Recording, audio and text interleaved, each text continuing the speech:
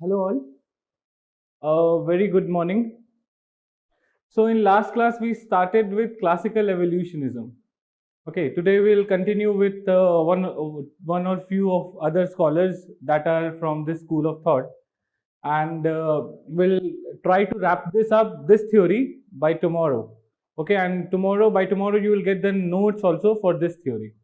Okay, so just before we begin with the scholars, that is the first scholar, E.B. Tyler, I'd just like to give you a brief background of what we have learned yesterday. So, what does classical evolutionism says? It says that the culture evolves in stages or specific sequences. And it is not talking about one culture specifically. It says all the cultures across the world, they have evolved in stages or sequences, and they will follow the same sequences. Okay, and the direction of evolution will be from simple to complex, from homogeneous to heterogeneous, and from indefinite to definite. Okay, and they then say that there will be unilinear pattern or unilinear sequence of evolution. Unilinear pattern. Every culture will follow this same path of development, and that is the stages are savagery to barbarism to civilization. Savagery to barbarism to civilization. Next is they say that the parallels or similarities between culture, it is due to one factor, that is psychic unity of mankind. That means mankind across the world thinks in the similar fashion. Same problem, they will come up with the same solution. So it is due to psychic unity of mankind. And the last idea is the idea of survivals. Okay, that is evolution. The proof of evolution is the survival. These are those practices which are carried due to force of habit but do not have any contemporary relevance in the society. Okay, these are the evidence of evolution from the past.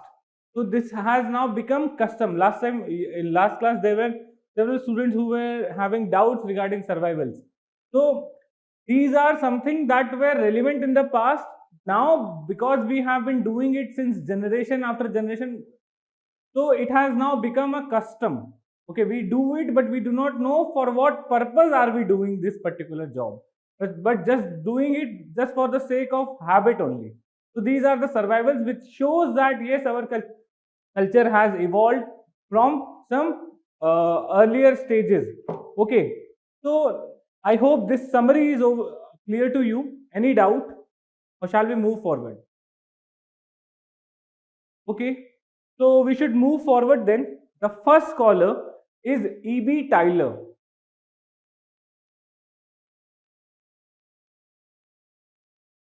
That is Edward Brunette Tyler. Remember this E.B. Tyler only. Okay, so there are four founding fathers of anthropology, modern anthropology, and he is one among them. E.B. Tyler has so much effect on anthropology that once you might have heard about a person named as Max Mueller. So he used to call anthropology as Tyler's science, or something that owes its origin from Tyler. He made it so famous, he made it so uh, interesting or so widespread that it was once called as Tyler's science. Anthropology as a subject was called as the Tyler's science. So there are four founding fathers. First being E.B. Tyler, then L.H. Morgan, third is Franz Boas, and the fourth one is Emily Durkheim. We'll see all of them. Okay. So first one, E.B. Tyler, in the school of evolutionism. E.B. Tyler. So what does he says? Before we jump to his contribution to this school of thought, we need to understand his story, his life story. so that you will be able to understand why he said what he said, what was his influences, or from where did he came up with these kind of ideas. So he can be said to be the founder of the theory of classical evolutionism. So he belonged to a community that is Quaker community of England. It's a small sect of Christianity that used to live in England, okay, or in Great Britain. So he belonged to that community, Quaker, and they were minorities. Majority people were Catholic Christian. They were minorities and they had some different belief system compared to the Catholics. So what happened was in the time when he was born in early 19th century, so in somewhere 1801 or 2, what actually happened, his father was quite influential. So in the initial school, in the initial education when he was small kid, so that was in the school that was run by his community, Quakers. Okay, and later when he got very uh, means he completed his schooling, so he wanted to enter into Cambridge University. But at that point of time, Cambridge University was controlled by church, and this person, since he belonged to minority community, he could not get admission into the Cambridge University. So what he did was, he did not completed his degree. He instead joined his father business, that is foundry business, or somewhat related to metals. Okay, some business that his father was involved in. He joined his father and he started doing foundry, engage himself into foundry business. So what actually happened later, that he developed certain symptoms of tuberculosis. Okay, since he was living in a very cold place, he developed symptoms of tuberculosis, and at a very young age, and so he decided to move to some warmer places in order to recover his or regain his health. So he went to Mexico, sorry, Cuba, and in Cuba, he met a person named as Henry Christie, who was an archaeologist.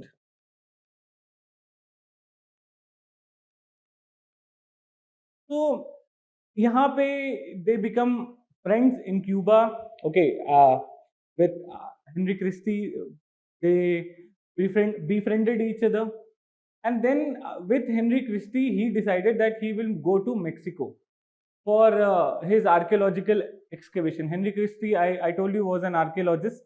So he learned about his project and he said that, okay, I'll come and assist you in Mexico also. So along with Henry Christie, Tyler, they went to Mexico. And in Mexico, what they started to do was, they basically started exploring, or they basically started uh, seeing the Mexican forest land, or forest people, or countryside. Okay, and there in Mexico, Tyler wrote his first book, that is known as Anahuac. Okay, and in this book, basically, he talks about, in the initial text, he talks about the culture of tribes of Mexico. Specifically, he also mentions about the archaeological discoveries that he has done along with Henry Christie, especially in the tribal regions. So he talks about pots herds, or various artifacts, or various things that he discovered after excavation from the ground. Okay, see, this story, why I'm telling you, will not, this story will not be asked in the exam, but you should understand this story, that how his life experiences shaped up his perception about the culture, and from where he developed his theory actually. So यहाँ पे he studied the potsherds, the artifacts which he mentions in this book Anahuac. And when he was moving in Mexico, he also found that there were a lot of protests that were going on. by the tribes against the government policy. So he, in 60% of the book, is not about the excavation or anything else or the culture, but he mentions about the political system, protest that is done by the tribal people there in Mexico. So after that, after his trip was over in Mexico, what he did was, in 1865, he got very much interested into studying other cultures, okay, in uh, other societies. So अब वो कहाँ से study करे? He cannot go to other places also, no. At that point of time, airplane or something, the means of transport was not that easily available, and from to travel from one place to another, it used to take a lot of time. So he basically uh, started looking into other sources of information. So what kind of information that he used? He used the travelogues that were written by different travelers or missionaries who went to other places and wrote their experience in the book, or various other biographies, autobiographies, wherein the people have written about their culture, wherein the people have written about their experiences to different places and how they have seen other societies and how they are different from us. And he wrote all this in a book, that the name of the book is Research into Early History of Mankind and Development of Civilization.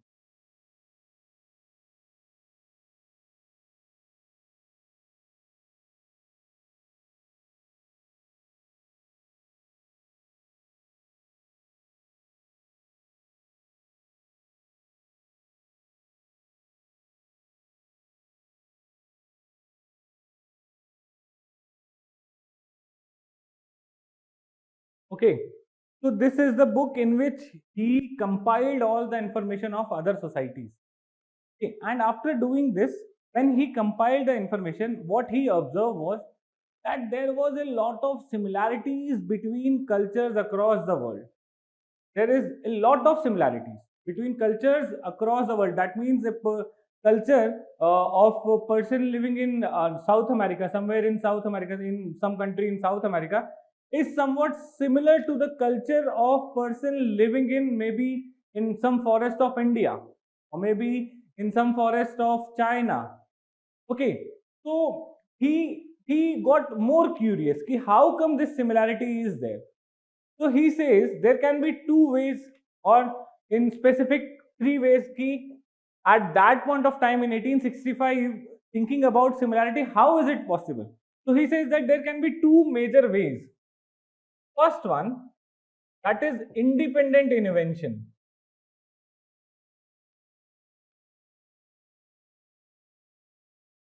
That means they have independently invented the same type of culture, or independently they have devised the same way of living. Okay, despite no cultural contact, there can be a chance that they have independently invented.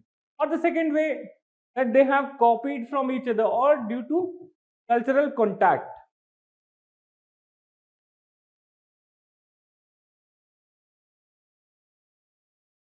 Either of way is possible. That means they have interacted with each other, they have copied from each other. Cultural contact is there, and that's why they are similar. तो दो तरीके हो सकते हैं. One is cultural contact, the second one can be independent invention. But he rules out this one. He says this is not possible because the technology is not there. And how come the people who have been isolated in the forests of South America can have contact with the people isolated in the forests of India or maybe forests of Australia? Okay, that means there is least possibility of cultural contact. Okay, they are completely isolated from each other. They even do not know that there exists a place on this earth beyond their forest. Their knowledge is completely limited to that area only in which they live. They do not have any imagination also beyond the area in which they are inhabiting. So he says that culture contact is not possible, and similarity due to culture contact is not possible. So then he says the similarity can be due to independent invention. That means they have independently invented the same thing. Okay. Now, if you can see, if independent invention, he is zeroed down on independent invention, then he should give some reason for it. So what reason can be for the independent invention? Remember, I have already told you, he devised a concept that is called as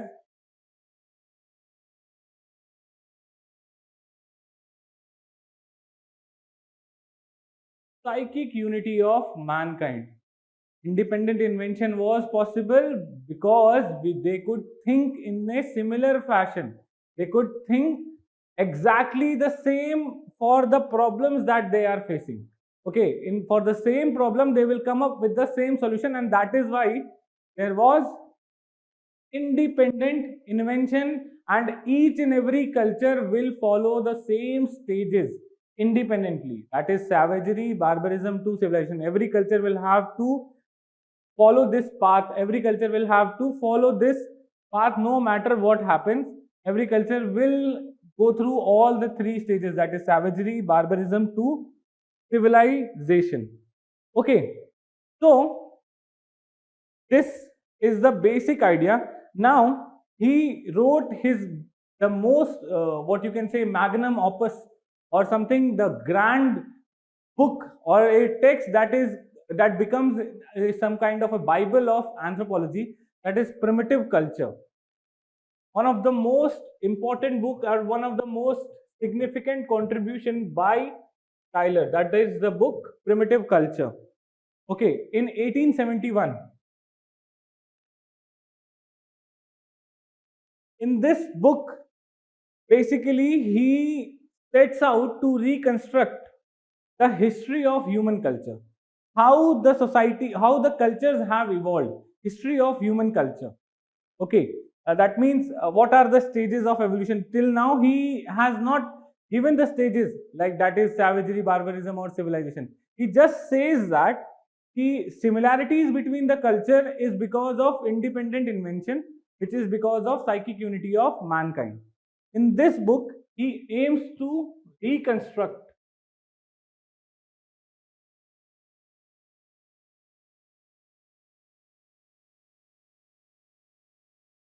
the history of culture.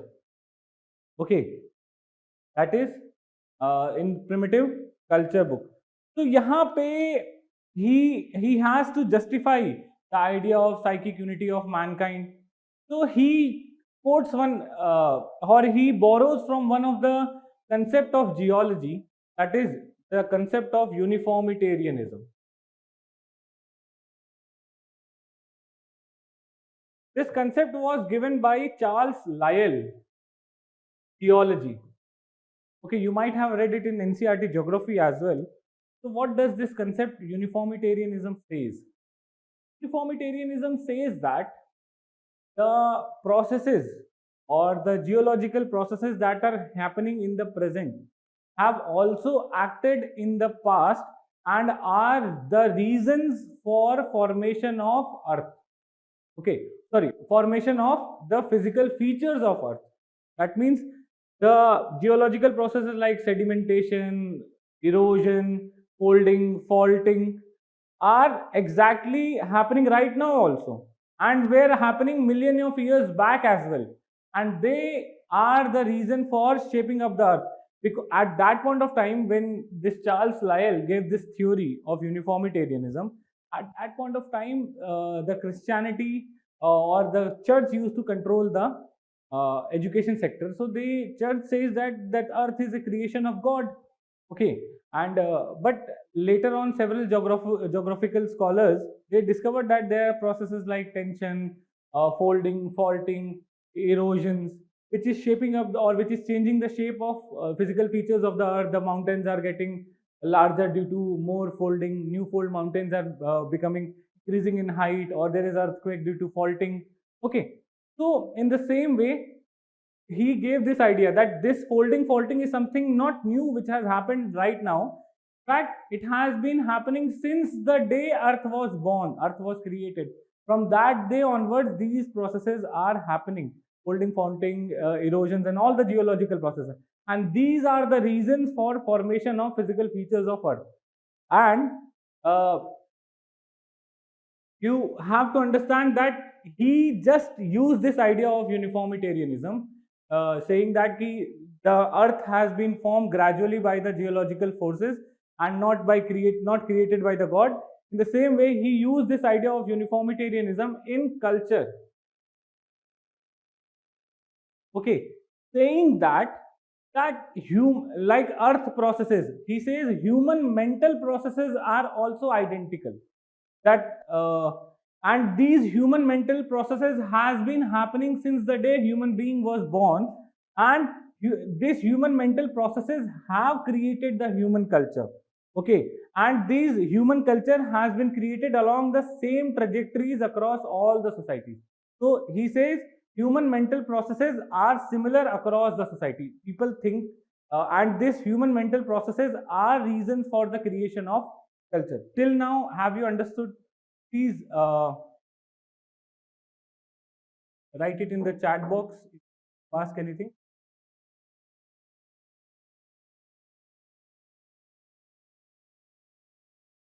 Have you understood everything till now? Till uniformitarianism? Shall we continue? Please write yes, no.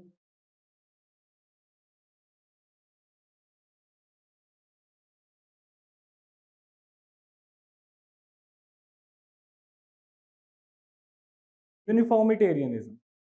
Okay. See, the time when Charles Lyell gave this theory, it was believed that Earth was created all of a sudden like this. God was like thinking about Earth, and He created the Earth as it is existing today.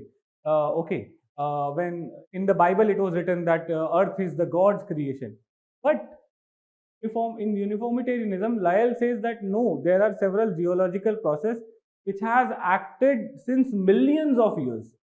Okay, and they are responsible for creation of earth. It's not something that was created all of a sudden by a magic wand by the god. Okay, and these processes are also acting right now and will shape the future of the earth as well, like folding and faulting and all that stuff. Okay, this is the idea of uniformitarianism, and the same idea was borrowed by Tyler in understanding the stages of culture. So, like geological forces shaping up the earth surface, okay, creating mountains or faults or something like that. The same way, human mental processes. The day human has been born, there are certain mental processes which are acting similarly in all the human beings. Okay, and they are responsible for creation of culture. Okay, and that is why there will be similarities across culture, or sorry, or each of the society uh, wherein the human beings live will follow the same stages of development, that is uh, and will have same stages. Okay, that is the psychic unity of mankind. यहाँ से ये idea आता है psychic unity of mankind का. Just a second. Is it clear now?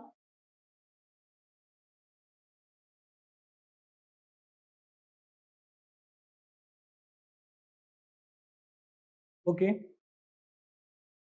Okay, then we should move forward. So, from uniformitarianism, he devised an idea of psychic unity of mankind. Just write a short note. Just write. He learned from the Charles Lyell idea of uniformitarianism. Right?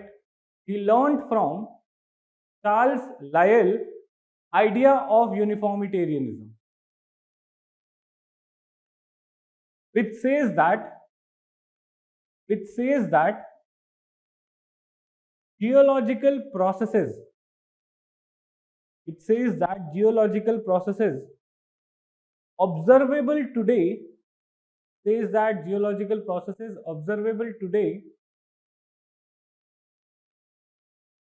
were the same geological processes observable today were the same processes that shaped the earth in the past, were the same processes that shaped the earth in the past.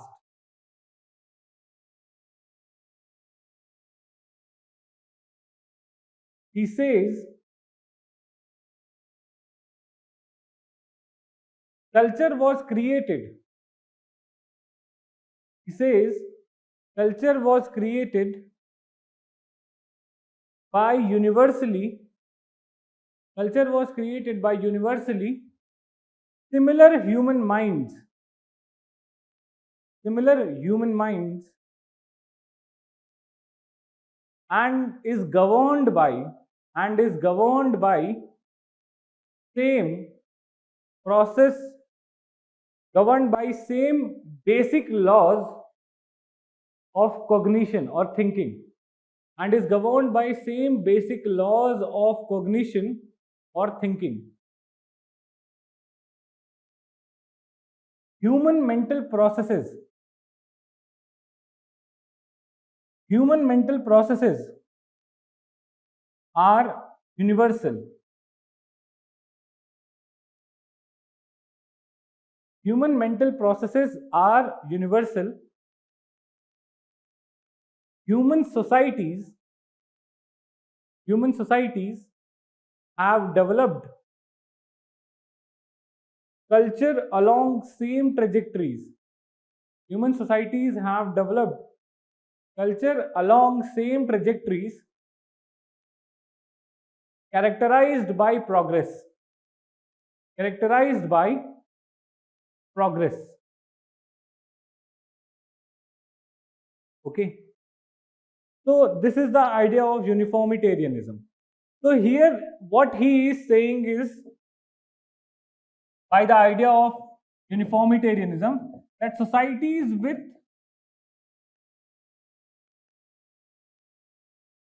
same culture, if we are finding similarities across societies with the same culture, it is because of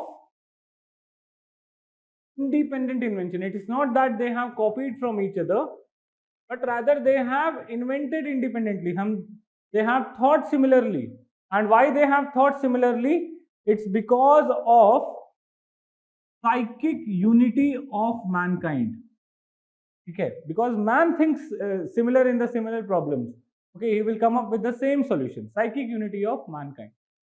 And then he also says that since he has collected data about a lot of societies or a lot of cultures, so what he says that the differences between culture is because of different cultures being on different stages of evolution. So basically he says that when he collected suppose data of 10 societies, okay, and out of these 3 societies have very similar culture and say, so he will place them on the same stage of evolution and he will compare rest of the societies and he will place them on some rank of evolution, maybe like they are at this place savagery or they are at the stage of barbarism or at the stage of civilization. So the societies with the same culture will be at the same stage of evolution. Is it clear to you? Okay, is it clear?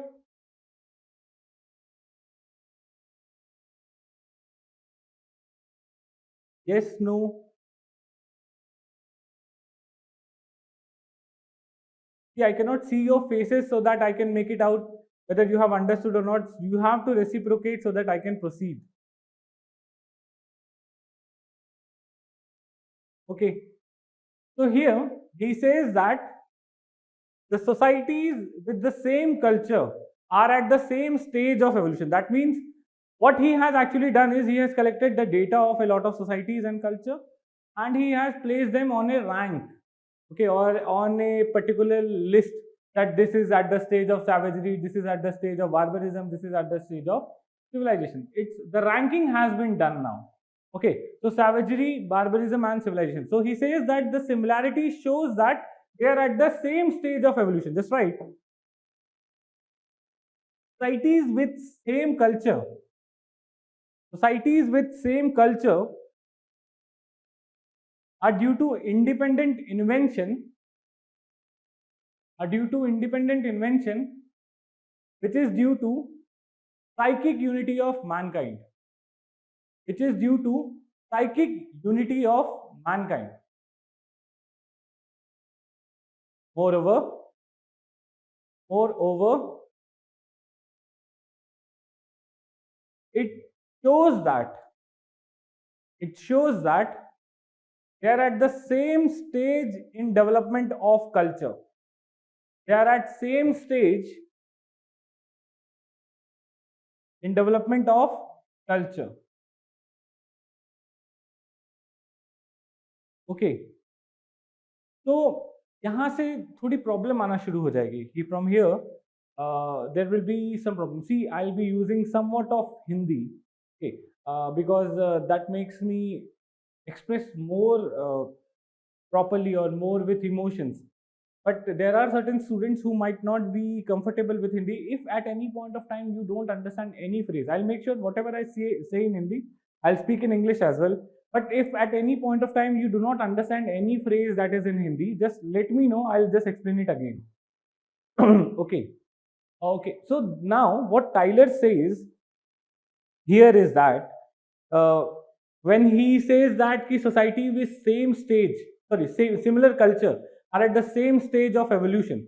So what he relates to the primitive people, or the people who are living in the tribe, as a tribe or in the forest, or do not have that much of technology.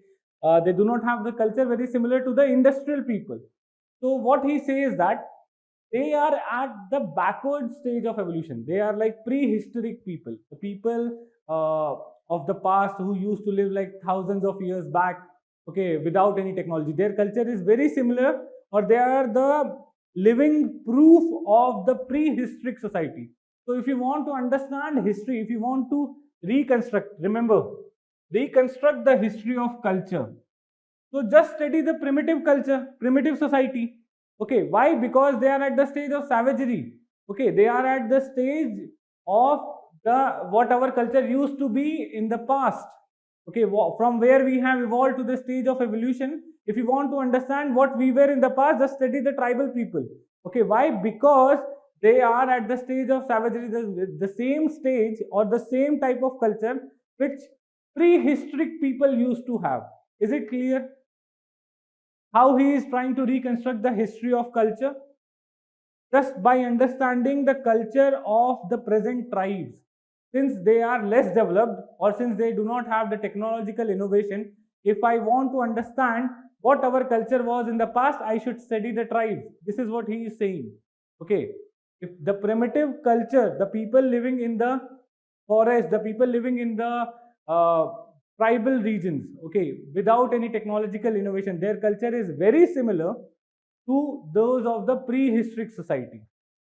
And this will help us to understand or reconstruct the history of culture. Is it clear?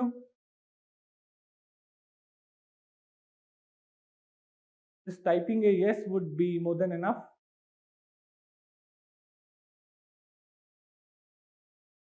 Okay, thank you. Yes. So, in order to reconstruct the history, you just study the primitive societies, or what he called as the primitive societies are the societies with less developed technology. And if you understand or if you observe those societies, you will be able to understand the prehistory culture, or the culture that our forefathers used to have, say, thousand millions of years back. Okay. So then the next idea in the same book, Primitive Culture, the first one is the idea of uniformitarianism, from which the idea of psychic unity of mankind came and independent invention was justified. Then second idea that he gave was the idea of survival. Okay. So in order to reconstruct, or in order to prove that evolution has happened, he gave the idea of survivals. This idea of survival was very unique contribution by Tyler. So he says that these survivals are those practices, uh, or customs or opinions which are carried on by the process of, or by the force of habit, and they do not have any contemporary relevance. That's right. These are the processes, customs, opinions, processes, customs, opinions which are carried by The force of habit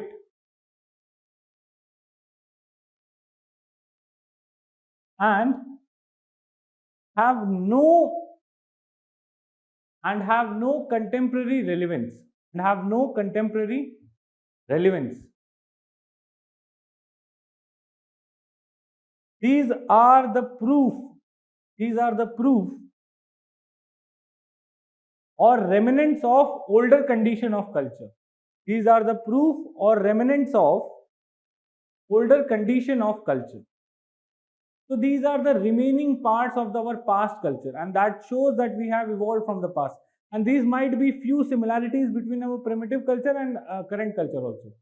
Okay, so ये बता रहा है कि that yes, we have evolved from the primitive culture, or somewhere back down the line we were very much similar to the primitive societies as well. Why? Because there are certain practices that primitive people also are doing and we are also doing, but they know they have some relevance, but right now we do not have any relevance. It's just because of the force of habit. Earlier we used to do it because of some use, but later on it became our habit, and then we are doing it without any use also. It has become a part of our life. We do not know why we are doing it, but we are doing it. And he gives very good examples of it. So for example, he quotes example of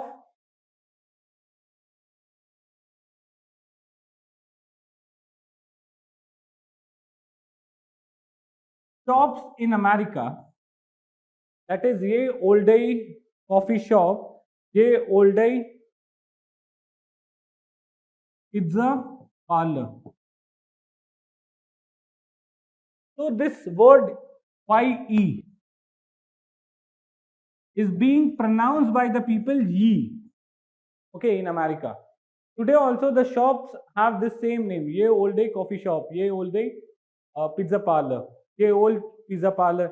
So people in America, they pronounce this ye as ye old day coffee shop.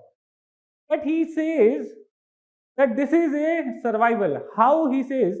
He quotes the archaic English example. He says that this is archaic English. Archaic means old English. And in old English,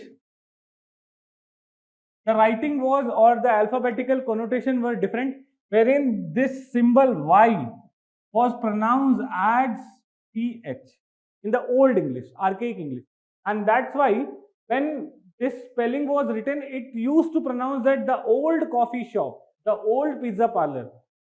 But writing Y at that point of time represented TH, or was pronounced as TH. Okay, the old coffee shop. Later on, after the English got improved, archaic English say we moved to American English.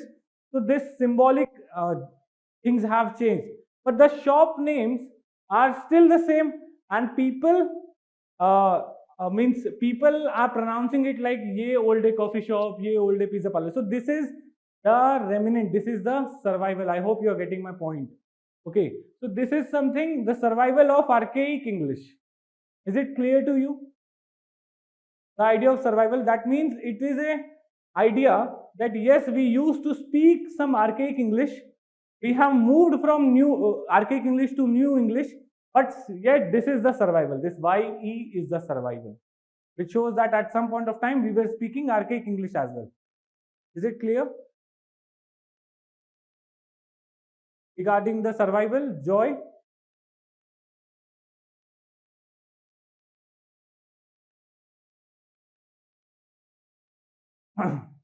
Okay, there is a doubt regarding this archaic English.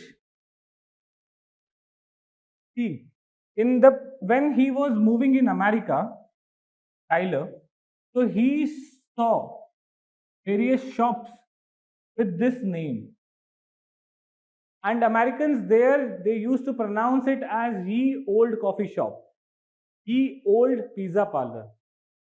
So he thought to see why this name which has no relevance right now.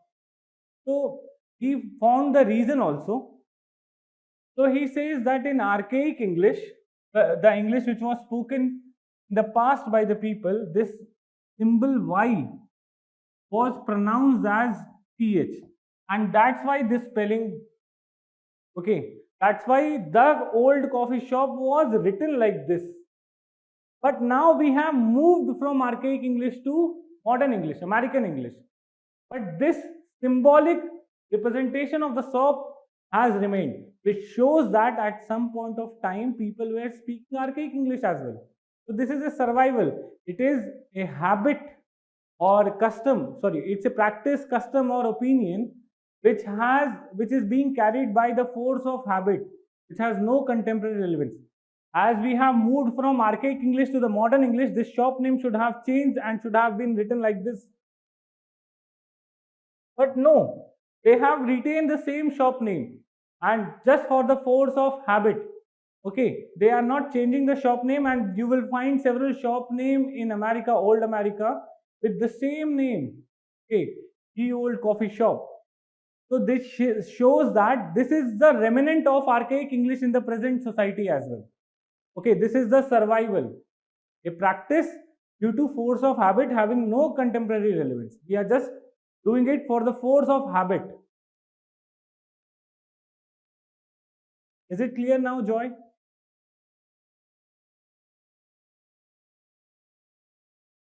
Okay. So this is the idea of survival. Okay, and I also give you one more example, which he quotes in his book, the idea of Halloween. You might have heard about in several Hollywood movies a festival or a feast of Halloween is celebrated, wherein every person is supposed to dress like a uh, spirit or a ghost or a vampire on blood on his face and all that stuff. Halloween. Okay. So actually, he says that this Halloween celebration is a survival. People do not know why are they celebrating this Halloween. Do you know why this Halloween is celebrated? Is there any reason? Is anybody aware of this? Have you heard about Halloween in the very first place? Just let me know. Have you heard about Halloween in any book or in any movies you might have seen? Maybe in your college? Yes. Okay. So, in people of America actually are celebrating every year. There is an Halloween festival. In fact, in Bangalore and in Hyderabad, wherein multinational companies of America they are headquartered in India, you will find that they also have a Halloween day for celebration, wherein every staff is supposed to wear a costume of a vampire or maybe a ghost or something like that. Halloween. Here, people of America are still celebrating Halloween, but he says that it is a survival. Survival of what? He says that in the past, in primitive societies or in the prehistoric societies, when there was a lot of superstition. Okay, and there was a time in the year where they were supposed to placate or where they were supposed to praise the host, okay, or praise the spirits, okay, or praise them vampires or cannibals. They used to bring flesh for them, they used to offer some blood to them, or such kind of witch activities were performed in order to praise them, in order to please them, in order to make sure that they remain protected from these evil spirits.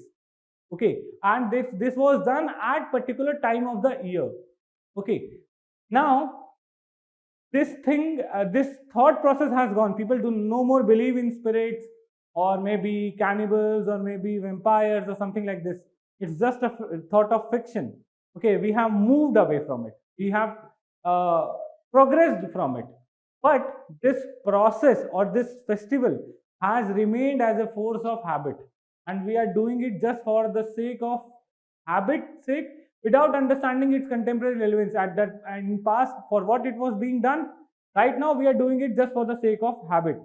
This is a very good example of Halloween, an idea that was relevant in the past culture because of our thought of our belief in spirits or ghosts or vampires, but right now it has no contemporary relevance, but due to force of habit we are doing it. Not know its relevance, but just for the sake of habit, just for the sake of doing it, we are doing it. Is it clear? huh? Please write yes, no, anything. नहीं है तो you may say no. At least I'll explain it once again.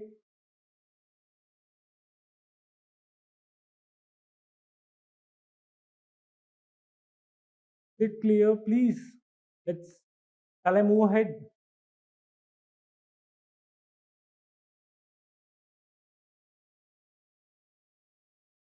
Okay, I hope it's clear. So these are the two major ideas that was given by Tyler in his book Primitive Culture. The one is the idea of psychic unity of mankind, which was derived from uh, uniformitarianism, and the other idea is that of survival, which is the proof of evolution, wherein he gives certain examples that this is why the particular practices are being done just for the sake of habit. Okay, now in this book also, in this book Tyler, he then finally comes up with the stages of evolution, wherein he says that every culture will independently move from three stages: savagery, barbarism to civilization. And this journey is a journey of progress. People will come with different, will face different challenges. They will come up with the same solution, and hence these distinct stages will be same in all the culture. Means every culture will have to pass through these stages independently. These stages will be same in all cultures. This will be the distinct phase in every cultural's life, from savagery to barbarism to civilization. Okay, this is the idea that he gave. So here he came from where this term savagery, barbarism and civilization came actually. So we need to understand, just अपने notes में just एक side में box बना लो and write the academic influences from where he borrowed this term.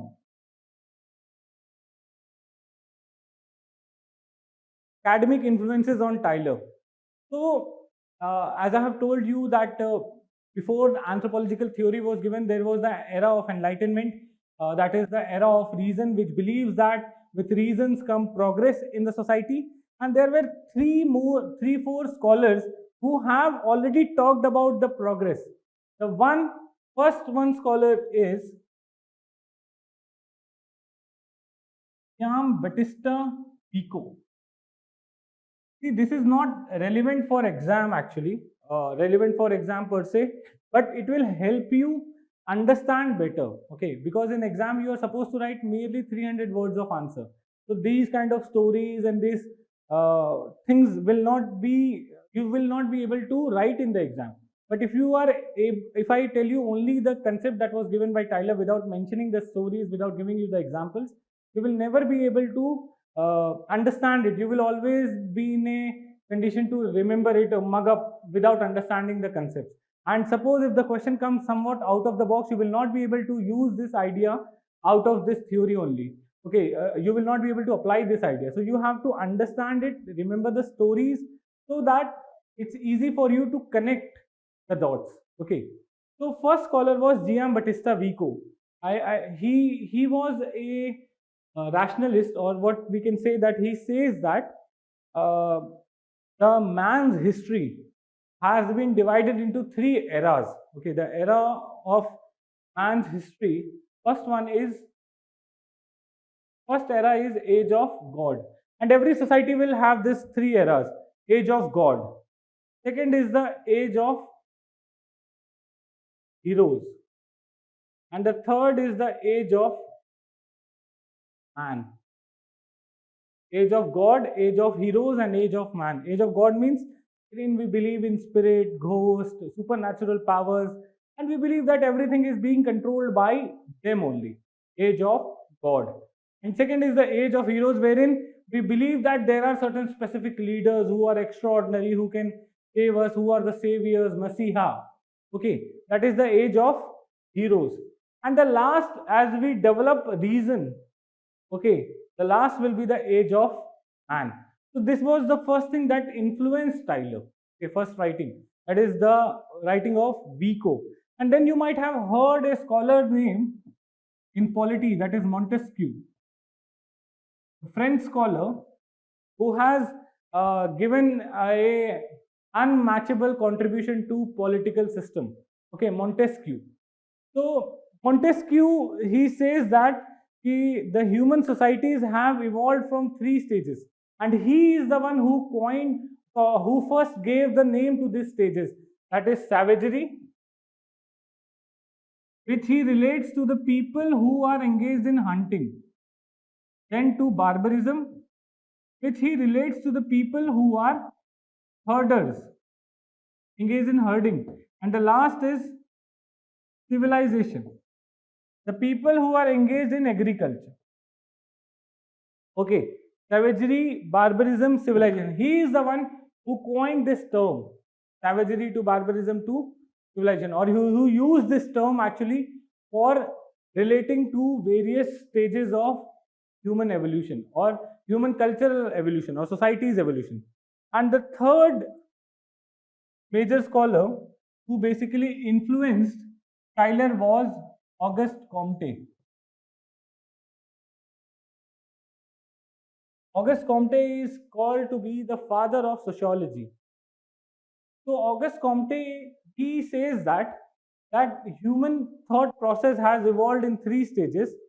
The first one is theological stage. Okay, wherein he believes that everything is done by God. God is responsible for every act that is being done on earth. My fate is being controlled by God. That is the theological stage. Okay. Second stage is metaphysical stage. See, what happens when I say that God is responsible for everything that is happening on earth, I I believe in the goodness of God. But what happens that somebody is raped, somebody is basically being killed, my crops are being destroyed. Then I feel that if God is so good, at that point of time, why is he destroying our crops? God is so good. At that, if God is so powerful, why he is getting my daughter or my sister or my brother or my son killed? Okay, why am I diseased? Okay, so that means there is some power, but not necessarily God. So that is metaphysical stage. In most of us, when we are asked about like, do you believe in God? So just to sound somewhat modern, what we say? Oh, I don't believe in God, but I believe that there is some supernatural power. Okay, which controls our destiny. I don't know whether it is God or something else, but yes, there is some supernatural power which is controlling our destiny. Actually, that is the metaphysical stage. Okay, wherein we believe that yes, there is some supernatural power, not necessarily God. So it's a philosophical stage. Then the third one is, he says, is the positive or scientific stage. That means we start discovering the causes of all the phenomena that is surrounding us. Why rain is happening, why flood is happening, or why the crops are being destroyed, everything like that. Okay, the moment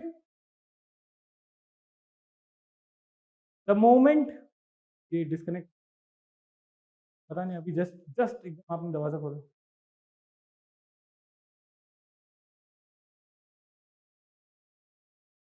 Sorry, it got disconnected. It just disconnect हो गया था. Everybody in? है ना अभी?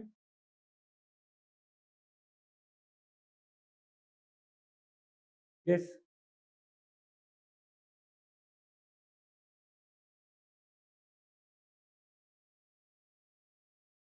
Everybody in now? Say yes. Actually, it got disconnected due to maybe net issue or something. Okay. So I was talking about the metaphysical stage. Okay, wherein we do not believe specifically in God, but uh, in some supernatural power that controls our destiny. Okay. And later, when we enter into scientific stage, we start discovering the causes of all the phenomena that is happening, and then we start completely rejecting the authority of God or any supernatural power. So these are the three stages that Auguste Comte cited. So that is theological, metaphysical, and the stage positivist stage, okay, or the scientific stage. So this and the last idea from where he got influence was Charles Darwin's idea of evolution. So Charles Darwin, in his book that is Descent of Man, he talks about evolution of mankind from ape to human being, from a quadruped or an animal that walks on four legs to a animal that is walking on two legs. Okay, Descent of Man. So he used this idea, or he borrowed this idea from evolution of biological evolution of man to evolution of culture. That means with evolution, biological evolution, we have progressed biologically, become more intelligent, more efficient walkers or runners, or more intelligent. In the same way, the culture will also evolve in such a manner that it will progress, okay, and it will become more better in satisfying the needs of the human beings, or in providing luxury to the human beings. So in this influences were on the Tyler, and he just combined the idea of Comte and one more, that is Montesquieu, and gave his theory that yes, culture evolves in the three stages, that is savagery, barbarism to civilization. I hope it's clear to you till here. Is it clear?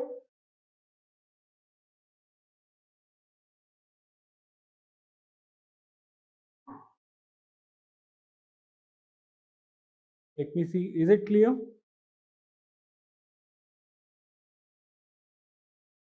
Screen is not visible. Is it visible to you, Ratan, now?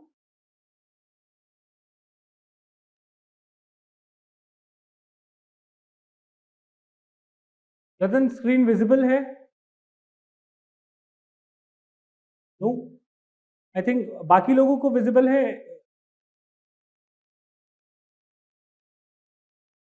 तो I think आपने video mute कर दिया होगा. Please video को on करिए.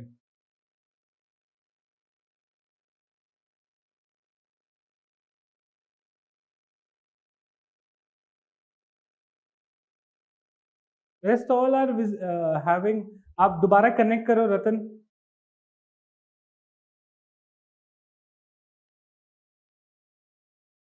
So there was one doubt that was asked, that whose ideas were combined. So the idea of Auguste Comte and Montesquieu. He used the idea or terms that were given by Montesquieu along with the stages that were given by Auguste Comte. Very similar stages in savagery, barbarism, and civilization he gave. Okay. So he used the term that was given by Montesquieu and idea of Auguste Comte.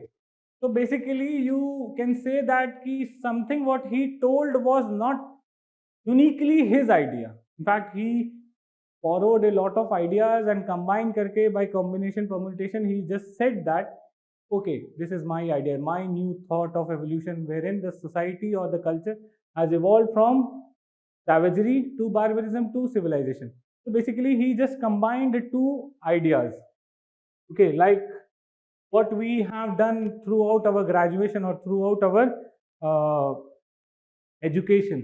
तो थोड़ा यहाँ से copy कर लेते हैं, थोड़ा वहाँ से कॉपी कर लेते हैं प्रोजेक्ट्स वगैरह में, and then we ultimately show it that this is our idea. Okay, so this is the thing that was, this was the process that was done by E.B. Tyler. Okay, so E.B. Tyler in his book Primitive Culture, he says that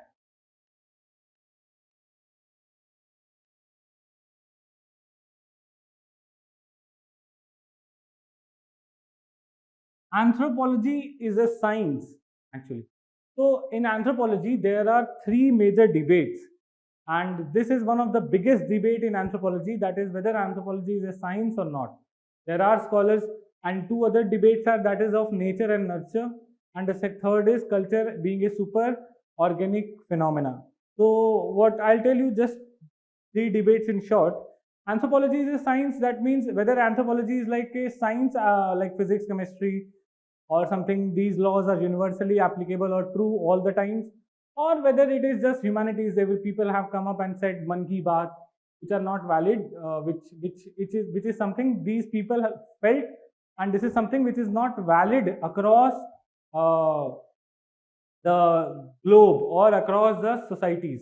For example, if I say that Newton's law of motion, so force is equal to mass into acceleration. So it is valid in India and it is valid in US as well. But some idea that was given by E.B. Tyler might be valid in India, might not be valid in some other societies. Okay. So the people who say that anthropology is a science says that the laws or the theories that we are learning in anthropology have universal validity. Okay. And Tyler was one among them who says that anthropology is a science. Okay. We do not need to go into this debate because this debate we will cover in very much detail, and I'll be coming to unit number 1. Okay, in paper 1. So therein we will be talking about anthropology is a science or humanities there, about this debate. The second debate is nature versus nurture. So this debate says that the nature side says that we are what we are because of our biological build. So if anybody is intelligent, so it's not because of your uh, environment or not because of your education, but it's because you genetically are itne zyada superior, you have superior genes, you have superior body build, and that is why you are intelligent, you are good sports person. It's completely biological in nature. Okay. And nurture says that no, biology is not that important, environment is responsible. So just to take an example, if somebody of this class gets a rank 1, the nature side will say that if this person is biologically intelligent, has superior genes, and that's why he got rank 1. Okay, and he would have got rank 1 irrespective of wherever he would have attended the class. So it's sheer luck that I was born, that particular person came here and attended got rank 1. He would have got rank 1 even if he or she would have attended any class or would not have attended any class. He would have definitely got rank 1 because he is biologically intelligent. Okay. The nurture side would say that okay, that since you have attended my class, that's why you are getting rank 1. If you would have got some other, if you have attended any other class, then the rank 1 would have not been possible. So here we are giving more importance to the environment shaping up the behavior, and in nature side biology shapes up the behavior. So this is a very big debate. We'll see this in more detail when we'll be talking about physical anthropology. And the third one is culture is super organic. So culture being super organic says that we do not have any free will. So whatever behavior what we are doing is because our culture asks us to do. So we cannot think independently. Whatever we are thinking, whatever we are doing, it's because of our culture forcing us to do this. Okay, but there are some other scholars who say that no, culture is not super organic. People have their free will as well. Okay, I can act independently. Okay, but people are saying that whatever you are thinking, whatever you are behaving, it is being shaped up by the culture. So this is the third debate, and most of the scholars, they have contributed in some way or the other about the either of these three debates. Okay, anthropology being a science, nature versus nurture, and culture being super organic or not. So when Tyler says that anthropology is a science of culture, as it is a system, just right, as it is a system for analyzing the existing elements of human civilization.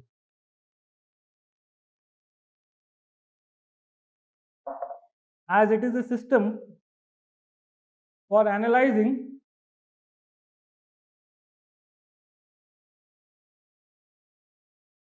yes, analyzing the existing elements of human civilization. Existing elements of human civilization.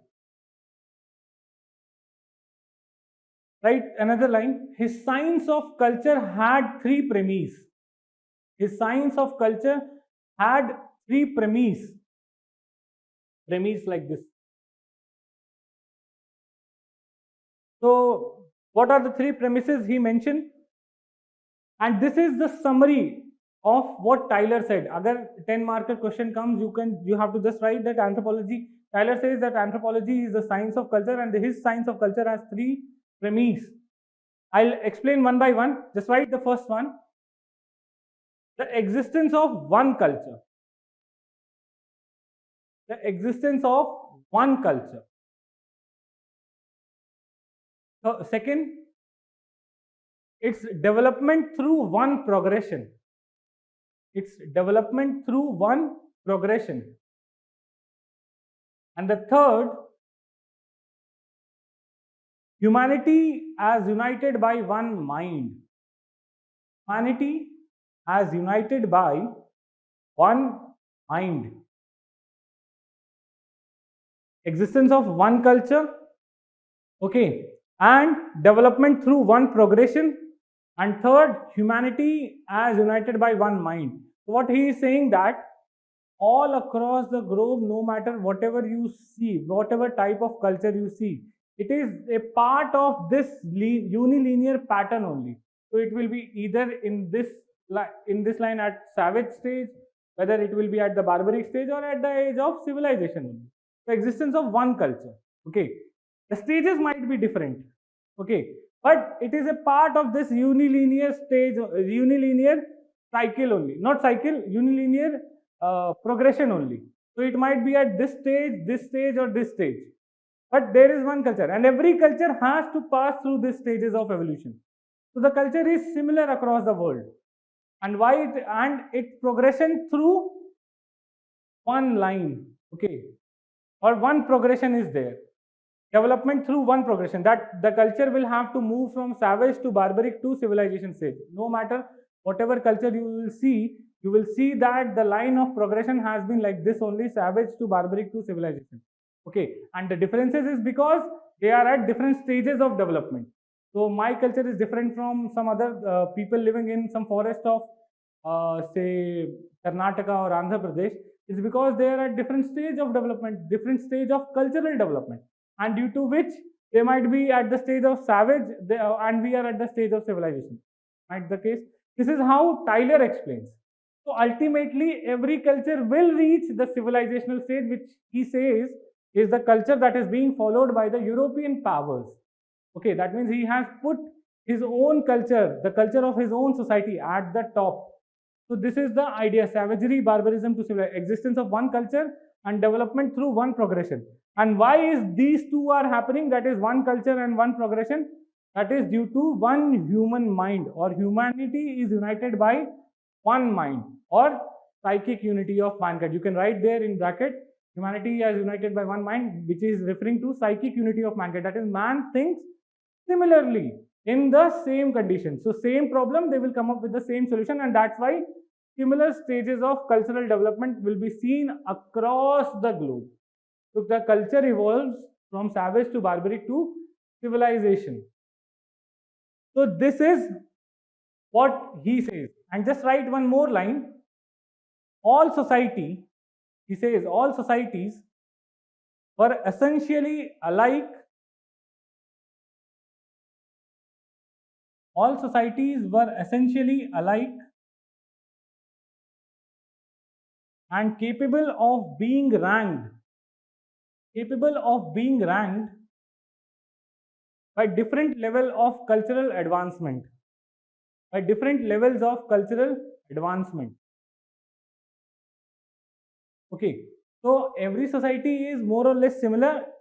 What is the difference? That they may be at the different stage of evolution, and due to which they can be ranked. Okay, the differences can be ranked, whether they are at the stage of savage, whether they are at the stage of barbaric, and whether they are at the stage of civilization. So बाकी चीजें same है. Okay, all societies are being alike. That means they have. It's not like that they are doomed to act like this. They cannot develop themselves. Okay, they will follow this path of savagery to barbarism to civilization. Okay, they are alike, and they can be ranked at different scales or different level of cultural advancement. This is the idea which Tyler in short gives. Is it clear? Is it clear? Yes or no, please? Okay, but he's saying no or okay, yes, fine. So now in the same book, in the book Primitive Culture, what he says or what he explains is his two major contributions are there.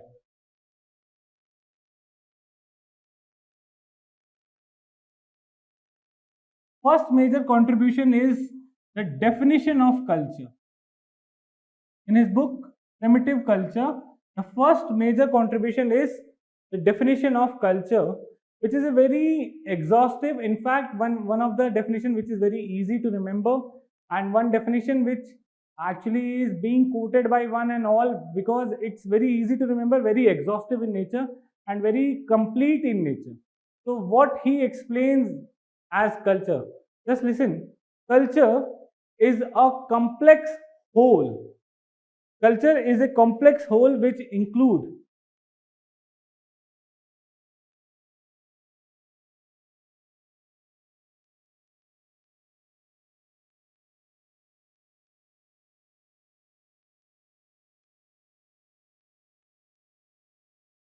it is a complex whole which includes knowledge, belief, customs, moral, art, and laws, and other capabilities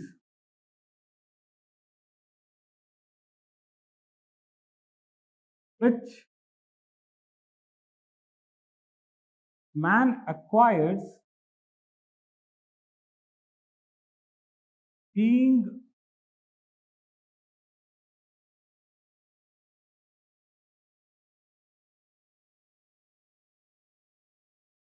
member of society. So he says that culture is a whole. Complex whole means it's a group of objects, okay, a group of components, that is whole. You cannot isolate them saying that this is the belief, this is the knowledge, okay. These are very much complicatedly related to each other, complex whole, okay, which includes the components are knowledge, belief, customs, moral, art, and laws, and all other capabilities which a man acquires being a member of the society. That means my culture is because I belong to a particular society. It's not something inherent, it's not something genetic in nature, it is not something biological in nature. I am learning this culture. Why? Because I am a member of the society. So, culture is something that I learn as a member of society. And what am I learning from the society is the knowledge, belief, custom, moral, art, laws, and any other capabilities that I have is something that I have learned from the society. So this is a culture. So if you want to remember this knowledge, you can remember it by this acronym KBC MAL. So KBC is a very famous game show. Okay, you know that Kaun Banega Crorepati, and what we if we go and participate in that game show, what do we earn? It's the money or mal in Hindi. Okay, so just remember it like this: KBC mal, complex whole which includes knowledge, belief, custom, KBC, moral, art, laws, and other capabilities which a man acquires being a member of society. So this is the definition of culture he gives. Okay. Here in this definition of culture, he says that yes, the culture progresses in three stages, that is from savagery to barbarism to civilization, in which he also highlights that with this, what happens, this knowledge, belief, custom, moral, art, and laws, he says that history of mankind is marked with progress. So throughout the history, man has progressed, and so has the culture.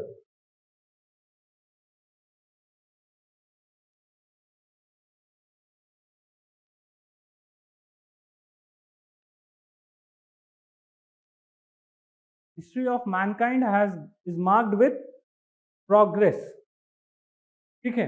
So these stages of evolution actually are the stages of progress of the culture. As we increase our knowledge of technology or the laws of nature, we basically become more progressive, or the culture evolves, the culture advances. Okay, so this is what he says, that history of mankind is marked upon progress. So he gives a very good statement that I'll just quote that statement once. I'll dictate that statement actually. So what he meant by this statement was that civilization, if you look at the civilization or the most evolved form of culture, civilization is something, it might be looked upon as an improved form of organization of individual or society. That means things have become better from the past. The individuals are living a better way of life. They are more organized. They are more patterned way of living. It's not like we are living like a animal or no law and order is there. So improved organization of man and of individual and the society. And for what purpose this there is an improved organization of man and society, or individual and society. So in order to promote power, goodness and happiness. So people are being organized in a better way, or they are kept in a better way. For what purpose? The purpose is for improved happiness, for better power, for more happiness, goodness. Okay, so for goodness, power and happiness, man becomes more powerful, man becomes better, the life becomes good, and man is more happy, or the individual is more happy in such better way of advancement. So people were sad actually when they were living in say forest, or they might not have been able to utilize their potential. But now with this civilization, the increase in technology, what happens? The power, goodness and happiness increases. Okay, this is what he says. When he says that history of mankind is marked with progress, so this progress is to make sure there is increased happiness, power and goodness. Okay, so he also says that as we become more acquainted with the physical laws of the world, so he says acquaintance or awareness with the physical laws of the world. Okay, as we get to know, or we become more scientific, or we become more aware of the physical laws of the world. Physical laws of the world means laws of motion. आपको पता है, you are able to predict the behavior of the nature, and what actually will happen is that the adapting power of the man with nature increases. So, you are able to predict that the sun rises in the east and sets in the west. So basically, and you know that this month is the time of rain. Okay, so your ability to adapt with the nature or cope up with the nature will actually increase. So he says that acquaintance with the physical laws of the world and accompanying the power of adapting nature to man's own needs or own ends will basically promote progression. जैसे जैसे आपको physical laws of the world के बारे में ज़्यादा पता चलता जाएगा, you will basically become more progressive. The more you know, the more you will move towards development. Okay, and he says that the acquaintance or the knowledge of physical laws of the world is lowest among what? Savagery, mean among barbaric, and max among the stage of civilization. Lowest in the stage of savagery. We do not have any acquaintance with the knowledge of the physical laws of the world. As you remember, I told you about Comte. Comte ने भी ये बोला था, पहला stage theological होता है, सब कुछ भगवान कर रहा है, everything is being done by God. Okay, so the acquaintance with the physical laws of the world is lowest in the stage of savagery, mean in the stage of barbarism, and max in the stage of civilization. This is what Tyler was saying. Okay, and as this knowledge increases, the progress will happen and the culture will develop. Savagery to barbarism to civilization. This is what he says that. So now you must be thinking, When Tyler used to live in the 19th century, when in 1871 or 1865 he published the book, that was the stage of civilization. तो उसके बाद भी तो progress हुई होगी. There must have been progress after that, then also. So is there some new stage that will be coming after civilization, or that is the end of evolution? He also mentions that also. That once we reach the stage of civilization, then what actually we are doing is we are in a stage of conscious development or something. He says that before this, the development was accidental. We discover some laws of motion, we discover some laws of nature, we become acquainted with it. But right now, we are doing conscious development. We are directing the path of our development or path of our evolution, path of our future. So initially, most of the discoveries and inventions in the stage of barbarism or civilization that were happening accidentally. Okay, we were not Newton was actually not the one who basically uh, discovered the laws of motion. Okay, he was not the one who went and sit inside the tree, beside a tree, and in order to discover gravity. It was just an accidental discovery. So in the same way, he says that, but in the stage of civilization, what will actually happen is that there will be conscious progress towards development, conscious tendency towards development. And most of the researches that we are doing, we basically have a goal in our mind that we want to achieve this. Till the stage of civilization, everything was accidental discoveries. So this is what he says, that yes, development will happen, but we will decide the path of the development. Okay, so yes, evolution will happen, but yes, till civilization, the stages will be followed, like savagery to barbarism to civilization. Okay, so this is the idea, the first major contribution that was given by Tyler in his book Primitive Culture. That is the definition of culture and how culture will progress as the knowledge of physical world or laws of the world will increase. Acquaintance with the physical laws of the world will increase. The progress will happen, and basically he says that the knowledge is least in the case of savagery, mean in the case of barbarism, and max in the case of civilization. Okay. The next major contribution in this book. So before we move to the next contribution, any doubt?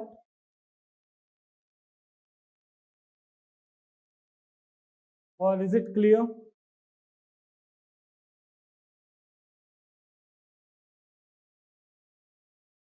Okay. See, one more thing I want to tell you.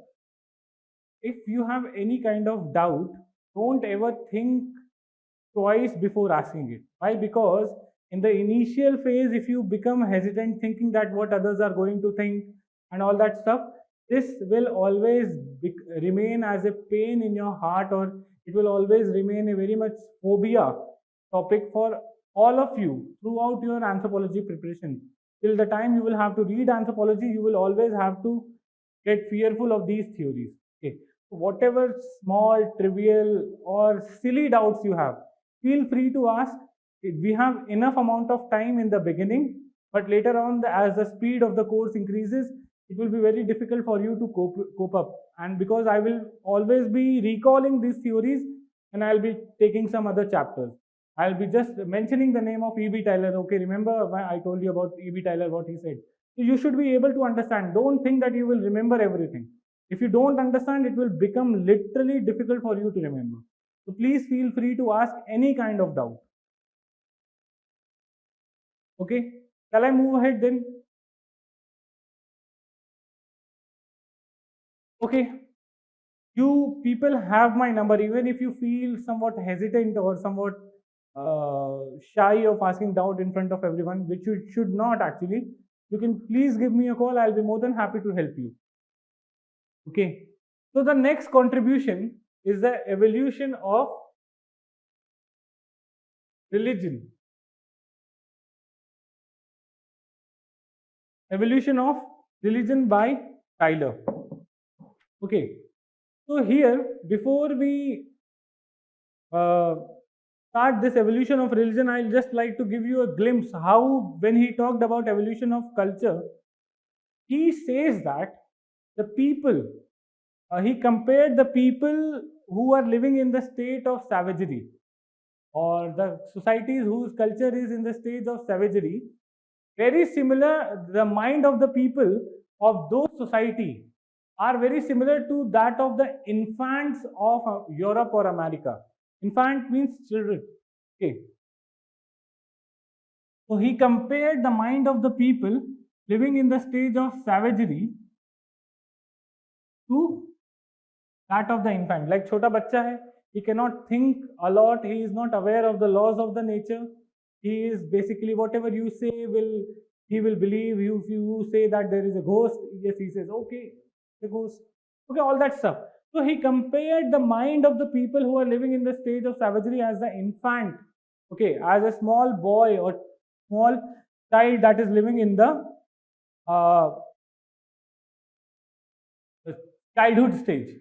So he says that the primitive mind, or the people living in primitive society, it's unable to think in the form of, or it's unable to have an abstract knowledge. Abstract knowledge means proper knowledge, or ability to categorize the phenomena, ability to classify the phenomena, ability to distinguish the phenomena.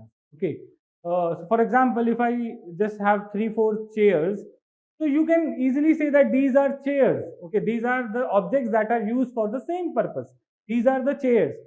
But the infant or the savage or the primitive people, they do not have this ability to absorb abstract knowledge.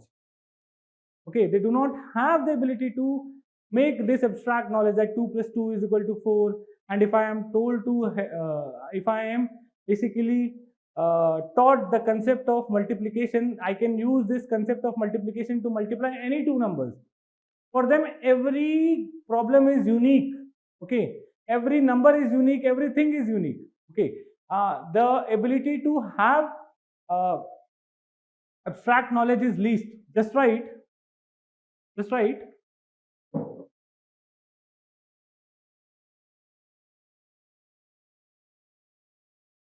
According to Tyler, the defining trait of primitive mind, the defining trait of primitive mind was its inability to think abstractly. Was its inability to think abstractly. So basically, I'm talking about evolution of religion. Here you will be talking like this: inability to think abstractly. For them, numbers are abstractions. For them, numbers are abstractions. That means they are not aware of numbers. They can count only objects on the number of fingers that they have. Like 10 fingers are there, so they can count. Beyond this, they do not know any number exists. Okay, the number system is not developed. So for them, numbers are something abstract that is beyond their knowledge, beyond their perception. Something beyond 10 cannot be counted for them. Okay, so numbers are abstractions. The countings are limited on, counting was limited to number of fingers. The counting was limited to number of fingers. And language was non-existent. So like the child, he cannot speak. The same way primitive people cannot speak because they do not know how, or they do not have any language. So language was non-existent. So there he compares the savage people to that of the infant, and the same kind of ability or disability the infant has, the same is the ability or disability with the savage. They cannot count, they cannot speak, or because infant cannot speak because he has yet not developed the physical ability. But savage cannot speak. Why? Because he has not developed any language. The language is non-existent. So what is the effect of this? So for them, that's right, primitives were unable to group,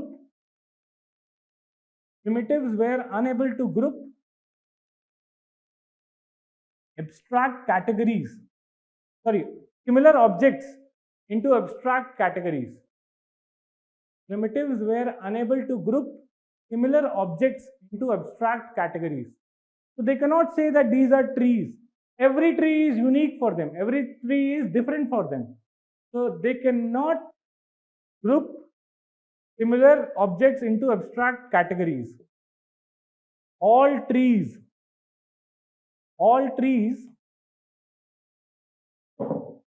rocks, and flowers had a unique identity.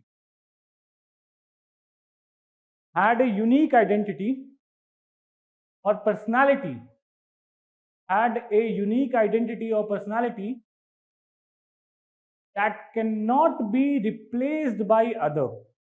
Every flower, so suppose there are two flowers on a rose plant, both the flowers are unique. They cannot say that these two are flowers. There was a no common now. They say rose one or some special name for this flower, the special name for that flower also. They did not have the ability to categorize them or to club them, just like the children. Okay, so abstract knowledge is zero. Okay, so every object was unique and one cannot be replaced by the other. This is the idea that you have to understand before how they explain the evolution of religion. So every object was unique. This is the crux of it for them. Is it understood why every object for them was unique? Will savages be at theological stage in accordance with unilinear progress? Very similar to it. Yes, definitely yes. Their thinking will be like this because they haven't yet developed any logical explanation for any phenomena. So whatever phenomena is happening, it's because of will of the God. Any other doubt?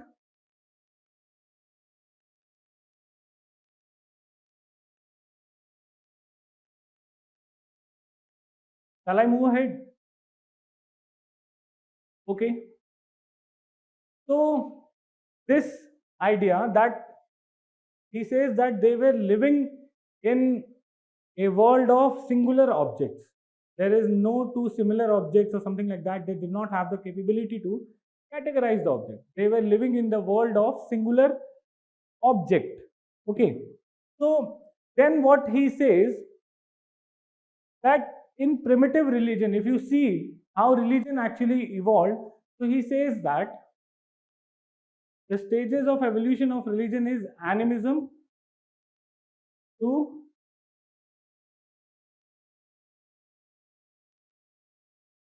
polytheism to monotheism. This is the stage of evolution of religion. Animism, polytheism to monotheism. Okay. Animism, polytheism, monotheism. These are the stages of evolution of religion. So first you need to understand what is animism. So he says that animism is the belief in soul. Animism is belief in soul. And not just belief in soul, it is also called as panpsychism. Panpsychism, that means every object has its own soul. So be it this podium, be it this pen, be it this shirt, be it the mic, be it my clothes, or anything has a soul of its own. That is what is called as animism. Belief in soul, that every object has a soul of its own. That is panpsychism. Every object has a soul. And he says that the most primitive form of religion was animism, or the belief in soul. And every object has a soul. And then it evolved to polytheism, and then it evolved to monotheism as we progressed. Okay, so how in the very first place he says that the belief in animism comes place. So I'll dictate this, just listen to me how he comes up with this idea of animism being the most primitive form of religion. He says that animism, this thought, evolved due to speculation of dreams, trances and death. That people had dreams, लोगों को सपने आते थे, And in the dreams, what they used to see was that the people who have died or who are not living nearby to them, they are coming into their dreams. People, okay. So, for example, my grandfather would have died or my grandmother would have died, and I'm sleeping and she is coming into my dream. Okay, I'm having a flashback of her. Okay. And not just the people, the environment. Maybe I may have went to certain place, say out of Delhi, maybe in Switzerland or maybe America, and that Niagara Falls or maybe some hills of Switzerland or hotels of Switzerland is coming into my dream. Okay, objects are also coming into the dreams. So, in order to understand that why these dreams are happening and why the people who are dead or not around us are coming into our mind, so they try to understand that. They try to uh, get an intellectual meaning of dreams. So, what he says actually, that when I try to understand the dreams, when the primitive people actually try to understand, make sense of the dreams, what they believed was, or what they concluded was, there was a dual existence of every object. Every object has dual existence. First is the physical visible body, that is this physical visible body. This is the first form of existence, and the second is the psychic invisible soul. So my body has a soul also, and this is invisible, and this physical visible body cannot enter into my dream, but this psychic invisible soul enters into the dream, or it is mobile, and this is a psychic soul or invisible soul that is entering into our dream, and that is making us, or that is creating an impression of these people in my dream. So the dreams are due to the souls traveling, okay, or the soul. Suppose if I'm imagining this podium, so it's because of the podium soul has traveled into my dream. Okay, so every object has two form of existence. One is the physical visible body, and second is the psychic invisible soul. And this psychic invisible soul is the one that travels or that creates impression in our dreams. And that is why they started believing in the existence of soul, or every object having souls. So first thing is, every object is unique, that I told you how. Okay, every object is unique, irreplaceable, and not just unique, every object has its soul also, and this soul can leave the body of this object and can travel into our dreams. Okay, this soul has the ability to or the soul is mobile in nature. Okay, so this basically led to the most primitive form of religion, that is animism. According to Tyler, the most primitive form of religion was animism, that is the belief in soul. Is it okay? Did you understood कि animism कहाँ से आया? How animism came up? Yes.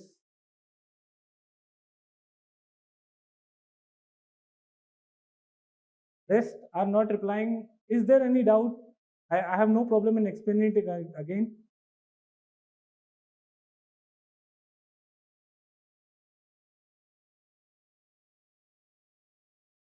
Okay. So most yeses are coming up. So belief in soul is the most primitive form of religion. And then he says that he calls the people who give an intellectual explanation of the dream as savage philosopher. This is a philosophical idea. So he calls them as a savage philosopher. With whatever limited understanding they have, they try to interpret the dreams, and they say that every object has a soul of itself, and that's why animism is the most primitive form of religion. Later, what happens? That every object has unique soul, and we started worshipping these souls, believing that these souls have power, supernatural power. So first we believed that there was a soul in every object which can leave the body. Second, we started believing in the supernatural power of these soul, and we started worshipping these soul. Multiple objects ko worship karne lag gaye, and then when we started worshipping multiple gods, this led to the second form of religion or evolution as polytheism. Okay, multiple objects like one which is causing the rain, one which is causing the fire, one which is causing the flood, earthquake, anything. Okay, so we started worshipping them, and that is called as polytheism.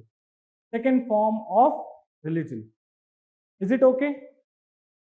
And then, as and when our knowledge evolved, we started believing in singular God. Okay, with more reason, more rationality, we started believing in single God, and that is the idea of monotheism. Okay, so animism, polytheism to monotheism. Okay, now his idea of religion as something, an intellectual interpretation, is somewhat inspired by first he himself being a member of Quaker community. So Quaker, let me tell you, they are very much agnostic about religion. Agnostic means they believe that they do not believe in they believe that God do exist but cannot be proven. So he agnostic means he believes that religion is such a complicated thing that it wouldn't have been created naturally. There is nothing truth in religion. Actually, it is just an interpretation of human mind. So it's an intellectual creation of human mind. And this is the Quakers' thought only. And this Quakers, that agnosticism that he learned from the community that he belonged to, he applied here, wherein he says that the religion evolved from animism to polytheism to monotheism. And animism came because first he told about like the society, they believe in singular objects, every object is unique, and then in order to interpret the dream, they say that there is a dual existence of every individual. One is the physical visible body, and second is the psychic invisible soul. And this psychic invisible soul travels in the dream, and that's why we see the dreams, or that's why these objects which are not nearby us or who are dead, they come into our dreams. Okay, they can enter into our dreams. So this belief in soul is the most primitive form of religion, that is animism. Then we started worshipping these souls. So there are multiple souls, and that's why polytheism. And then with reason came monotheism. Okay, just right.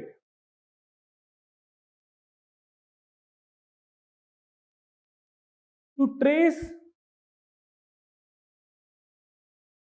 the origin and development of religion, he studied myths and legends across the cultures. He studied myths and legends across the cultures.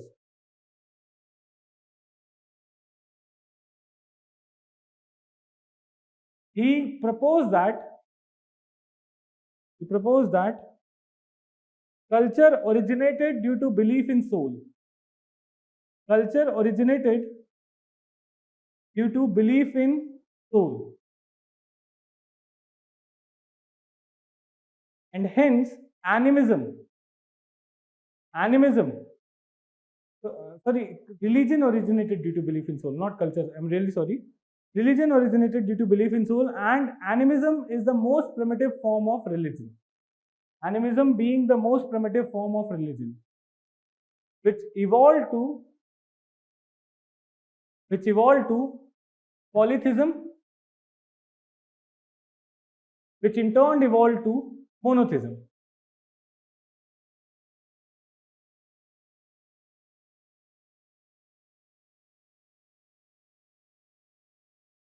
Which in turn evolved to monotheism.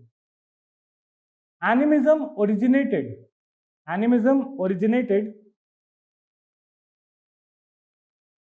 due to speculation of man. Animism originated due to speculation of man about dreams. Speculation of man about dreams, trances,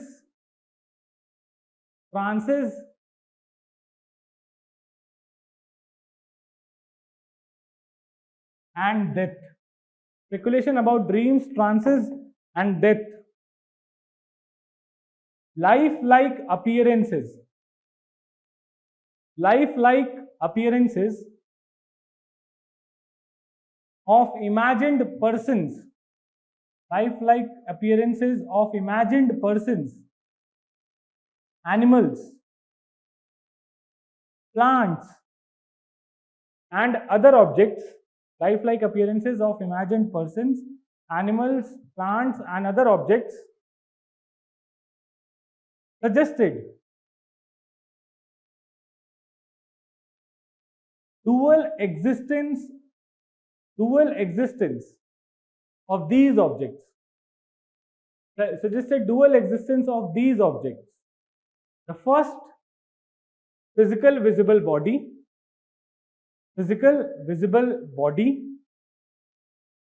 and the second is psychic invisible soul.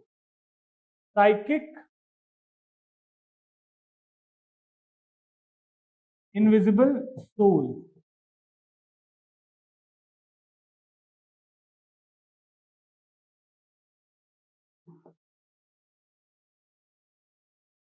The dead people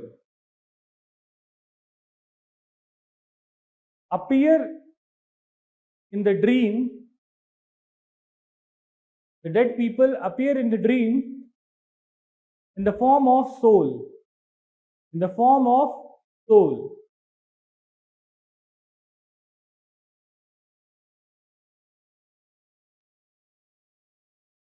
Okay.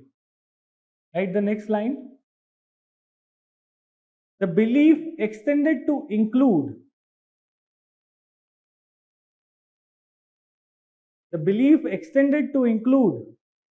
all other objects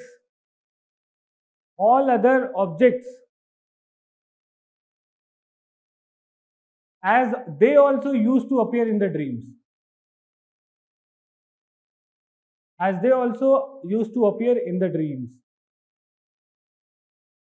The savages then began to realize that all the objects has life and soul. All the objects has life and soul.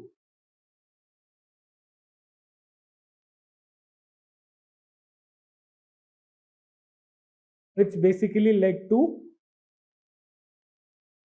first belief, that is animism. All object has life and soul. Every object has soul. This is the first or most primitive form of religion, that is animism. Okay. Second point you can write. Later, they started to believe in supernatural power of the soul or spirits. They started to believe in the supernatural power of the soul or spirit. Means they started to have a belief that these spirits can possess your body, then overpower your body. And they started to develop practices like exorcism, okay, jhad phuk karna, okay, to remove the soul and spirit from your body. They can possess your body, आपको अपने वश में कर सकती हैं spirits. So this was the next step. When they started to believe in soul, they started having the practices wherein they believe that the spirits can overpower your body. So the next step was they started believing in the supernatural power of these souls and started to worship them. Which led to the birth of polytheism. Or belief in many gods. Okay. And the last, with reason and rationality in the society,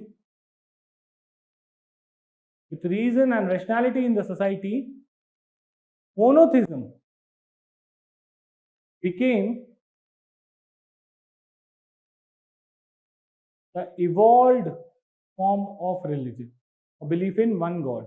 सबसे last में आता है monotheism. So this is the idea of evolution that was given by Tyler.